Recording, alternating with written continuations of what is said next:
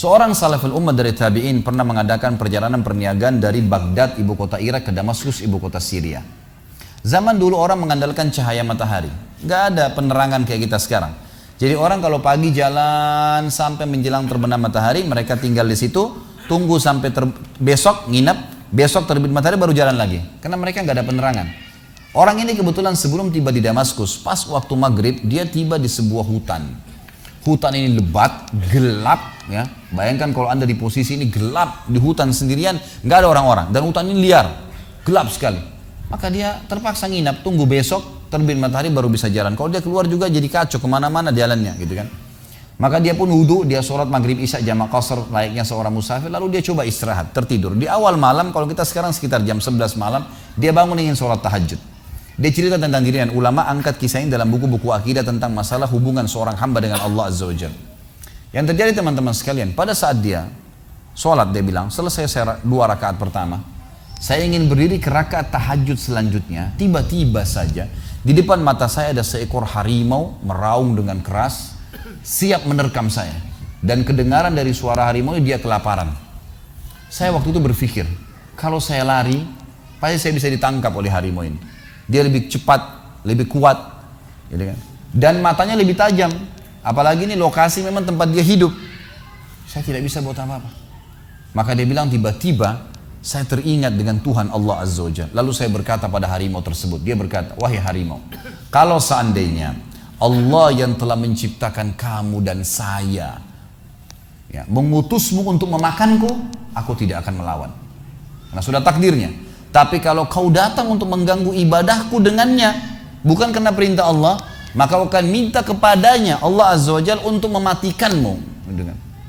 Tiba-tiba dikatakan dalam kisah ini, orang saleh ini bercerita, harimau tersebut menundukkan pandangan matanya meninggalkan saya, tidak jadi memangsanya. Apa yang kita ambil peran dari sini, teman? Apa yang kita ambil pelajaran daripada kisah ini? Harimau pun yang buas makhluknya, Allah Azza wa Jalla.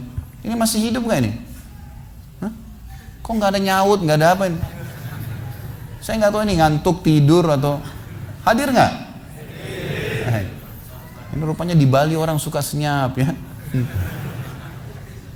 Jadi ternyata Allah Subhanahu Wa Taala menciptakan semuanya, teman-teman sekalian. Ular kah, harimau kah, apa saja. Salah satu kebahagiaan seorang mukmin yang kenal Tuhannya adalah tidak akan pernah takut kepada raja zalim, kepada pasukan yang 10.000, 1 juta. Apa saja tidak akan pernah dia takutin, karena tidak akan mati kecuali ajalnya datang, gitu kan? Subhanallah, kisah Al-Ala Al-Hadrami, seorang sahabat Nabi yang mulia. Beliau pernah diutus oleh Nabi SAW untuk berperang. Begitu tiba di sebuah mulut hutan, hutan itu agak lebat, gitu kan? Begitu tiba di mulut hutan, beliau ingin menyeberang, tapi beliau utus dulu, ya, beberapa pimpinan pasukan, coba cek hutan ini bisa dilewatin nggak? Mereka kecek, setelah ngecek Gebali mengatakan, wahai Amir, pemimpin nggak bisa lewati. Ini hutan terlalu lebat, juga kita tidak tahu di mana jalan keluarnya, penuh dengan hewan-hewan buas. Kalau anda paksakan lewat, pasukan anda akan habis. Apa kata beliau? Baiklah, setelah saya bertakbir 3 kali, ikutin saya.